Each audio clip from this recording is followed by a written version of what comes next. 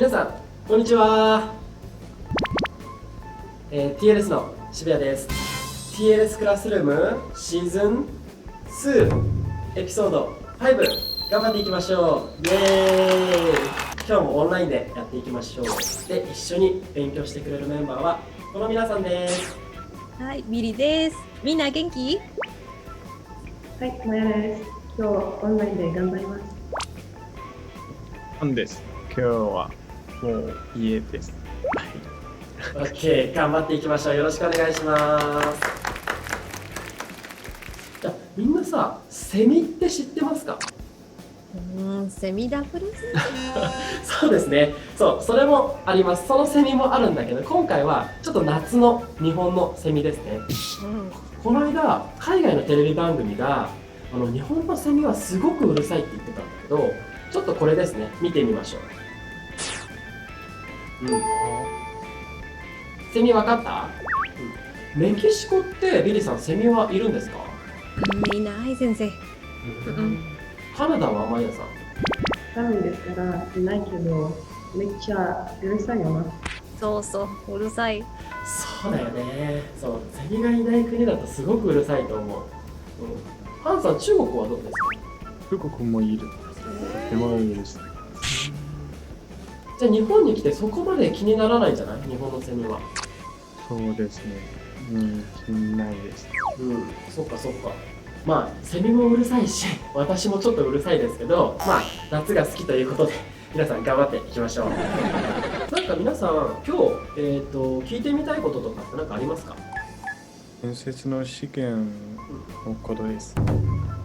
面接の試験で敬語は必要ですか？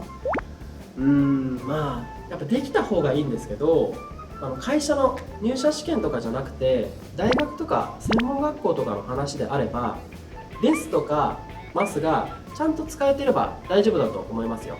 なんかね、敬語をうまく使おうとしてなんか変な日本語になっちゃってるっていうことが結構あったりするので、関係語とか勉強語とか難しい。そうですよね。まあ、気持ちはすごくよくわかります。面接で、日本の人の話がわからないときって、どうしたらいいんですか？なんかね、それって日本人でもあるんですよ。なんかうまく聞き取れなかったり、なんか聞きにくい日本語だったりすると、なんかよくわからないっていうことがあるんですよね。そういう時ってみんななんて言うんですか？もう一度お願いします。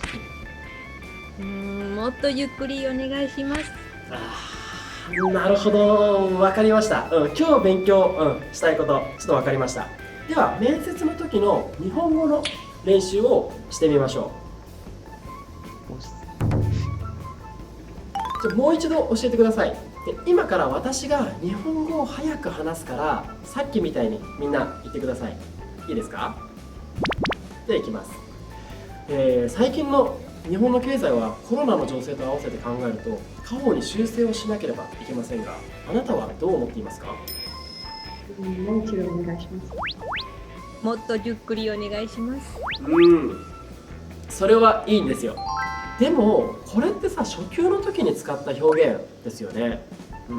で、この前私コミュニケーションの有名な先生に、こういう時ってどんな日本語を教えたらいいんですかねっていうのをちょっと相談してみました。そしたらさっきの、マイヤさんが言ったもう一度お願いしますも、あとビリさんが言ってくれた、もっとゆっくりお願いしますも、まあ悪くはないんですけど、あまりいい答えじゃないっていうことだったんですよ。どうしてだと思いますか？日本語が苦手だと思われるからですか？相手に失礼ですか？実はそういうことよりも、さっきの言い方だと言われた人はもう一回同じ話を言わなくちゃいけなくなりますよね。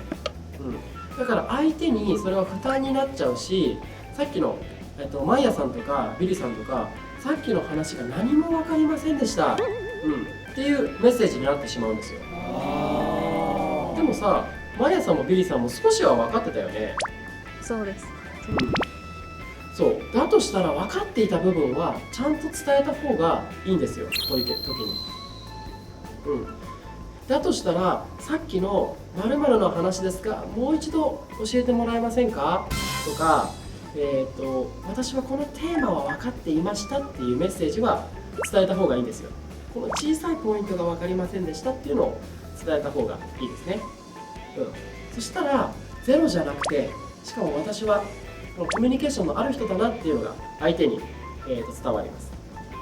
なので〇〇の話ですがちょっと分からなかったのですがとか、〇〇の話は分かったんですがみたいにちゃんとポイントはキャッチしてます。ポイントを説明してくださいっていう風にするといいですね。じゃあもう一回ちょっと言ってみますよ。最近の日本の経済はコロナの情勢と合わせて考えると下方に修正しなければいけませんが、それについてあなたはどう思っていますか？ハンさん。最近の日本の経済の話ですか？もう一度お願いできますか？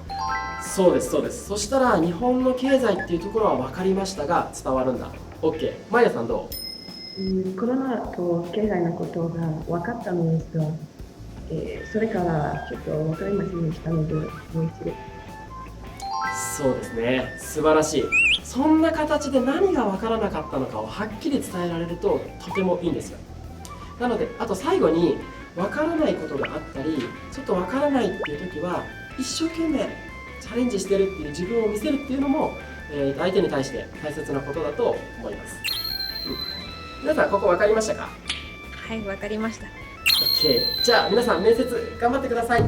またねー。またね。またね。またね。 Click here for a free trial lesson or check out the description below for the link. 扫描这儿领取相关免费课程，或者查看以下相关信息。